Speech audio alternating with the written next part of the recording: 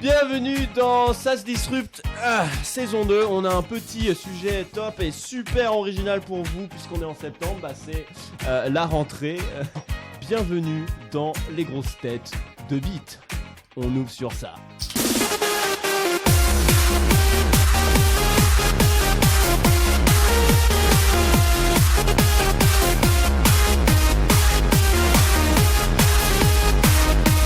Ok, très bien. Donc voilà, sujet polémique, sujet super important. Faut-il la rentrer ou pas? Comment la rentrer? Comment la sortir? Sujet chaud et pour lequel j'ai invité plusieurs invités. Le premier, c'est Madame Kota Concordia qui est avec nous sur... Qui est... Yes. Elle est où? Où la pute là? Ça fait 14 ans. C'est pas possible. Un petit problème technique, elle a été coincée sur l'Aquarius, mais elle va arriver. Donc, en attendant, on va vous présenter les autres invités de Mac Demarco. Et le premier, c'est Monsieur Jamie, c'est ça? Jamie, tout dans le cul.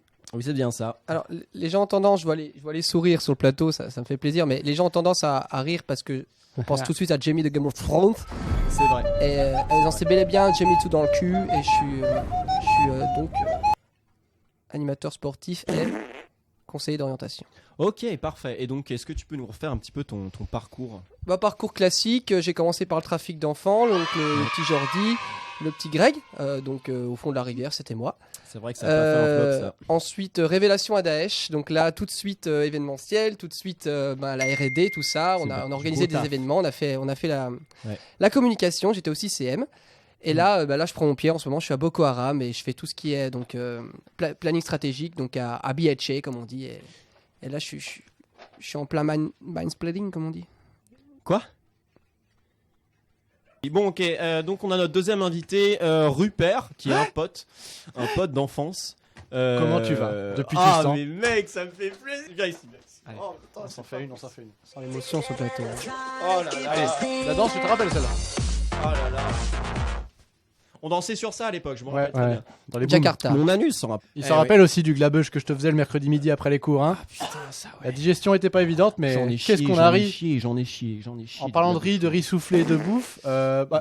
C'est quoi, je me présente avant même que tu me poses la question. C'est vrai. Je prends les devants. Un peu comme, Vas-y, t'es à la maison. Ouais. Avec ma soeur. Donc, ce que je fais maintenant, je bosse avec les enfants. Ouais. Donc, Un pas peu. conseiller d'orientation, plus conseiller nutrition. Ok, et du coup, ce que t'as fait, t'es venu avec un petit plat en fait.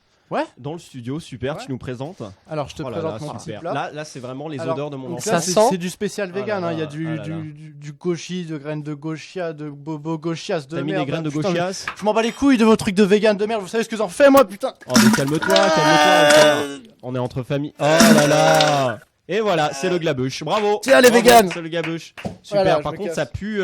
Par contre, ça pue dans le studio là. Moi, ouais, ça non, va. mais je voilà. prends plaisir. Salut Rupert. Non, mais prends ta merde avec toi là. Ah, ça, ouais. Et je dis ça très littéralement. Hein. Voilà, au revoir. Il fera pas Bye long feu bye. dans le métier, lui. Ah, c'est dur de pas faire long feu quand on est Cuisinier. On a une petite surprise. Hein. Enfin, t'as une petite surprise pour nous. Hein. À Skip, t'es allé fouiller dans les doses. Alors, ouais, effectivement, j'ai sucé quelques rageux au rectorat. Et j'en ai ressorti des petits dossiers croustillants à en faire pleurer les petits connards ici. Je pense notamment à Rupert. Mais je commence par toi, Fabrice. Ouais. Tu vas m'expliquer pourquoi en cinquième, ton prof de PS a laissé cette affirmation suivante. Donc Monsieur Brochard qui dit, je cite, se branle. Bah ça c'était parce que je faisais pas grand chose. Je pense que c'était là l'image. D'accord, très bien. On va tout de suite passer à Métaphore filée. Enfilade. mon ami Rupert qui décidément ne manque pas d'humour. Ouais. On va voir s'il va en manquer maintenant. Comment tu peux m'expliquer qu'en art plastique, Monsieur Brochard toujours décidément disait que tu faisais des sculptures avec tes glaires. Alors, Monsieur Brochard m'a un peu persécuté dans mon enfance. C'est bien que la seule réponse que je lui ai donnée venait de ma salive. Déglutir, tout j'entends. simplement. Après, ce qu'il n'a pas dit, c'est qu'il y a eu des statues à base de vomi, à base d'éjection, canine, Ce qu'on appelle métaphoriquement des huîtres chaudes. Exact. Ok, très bien. Ah, je viens de Pleuhermel, hein, ça faut le savoir. Bon après de toute manière, parfois cracher un petit peu ça aide pour la rentrée. Le grand jeu concours ça se disrupte parce que ça se disrupte est la seule émission radio à vous faire gagner chez vous votre colonoscopie. On vous a demandé pour ça de nous envoyer vos meilleures fables de la cigale et de la fourmi, mais sans la cigale ni la fourmi.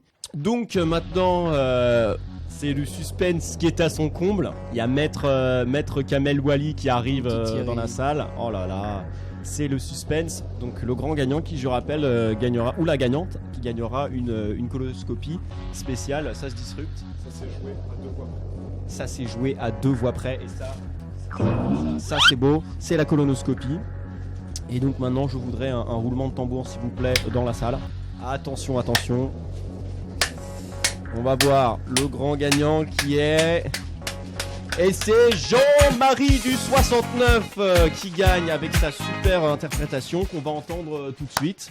Le mec qui bouffe le cul d'une pute, il lui met un doigt dans le cul, lui mord les couilles. Ça part. Et en plein dans la chatte là. C'est parfait. Ah, c'est admirable. C'est beau, je suis ému. Ah, on me dit dans l'oreillette que Kota est arrivé, notre seconde invitée serait arrivée en studio. Mais oui, elle est là. Elle est là, elle est belle. Voilà.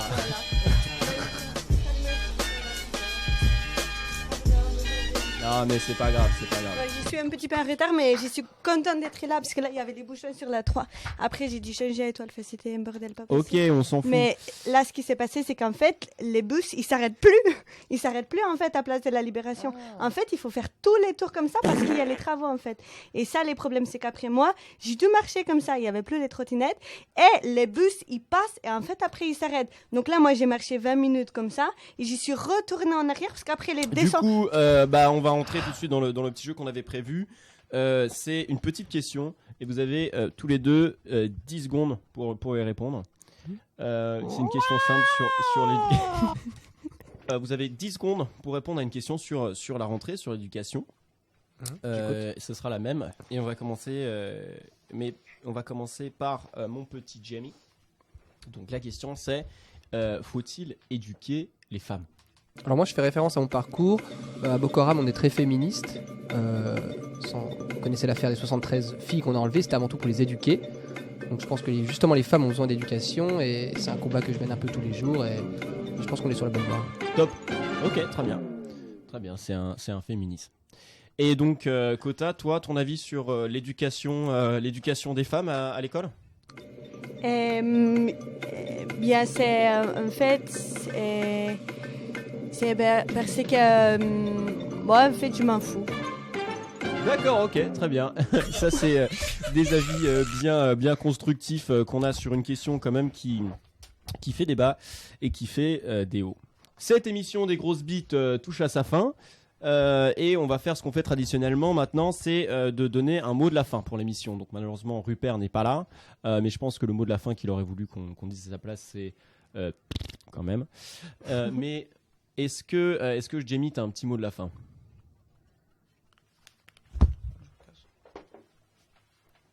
D'accord. Mais il en a pas en fait. D'accord. Parce qu'il est parti comme ça, mais il n'a pas il s'est de... juste cassé, très bien. Peut-être il n'a pas de mot de la fin, c'est pas grave, c'est juste qu'il est parti, mais je sais pas pourquoi, il aurait pu revenir et dire un mot, mais il en a pas dit.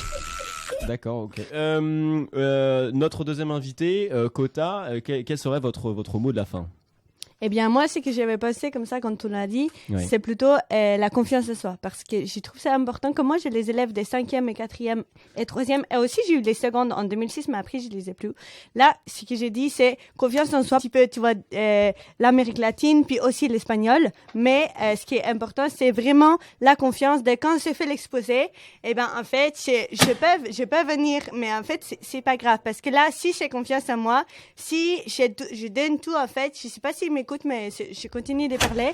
C'est parce que la confiance, c'est vraiment ce qui est bien et qui te permet en fait de vraiment d'être là et de tout donner pour... je sais pas si on me va encore, mais le principal, c'est que tous les messages que j'ai à passer aujourd'hui en tant que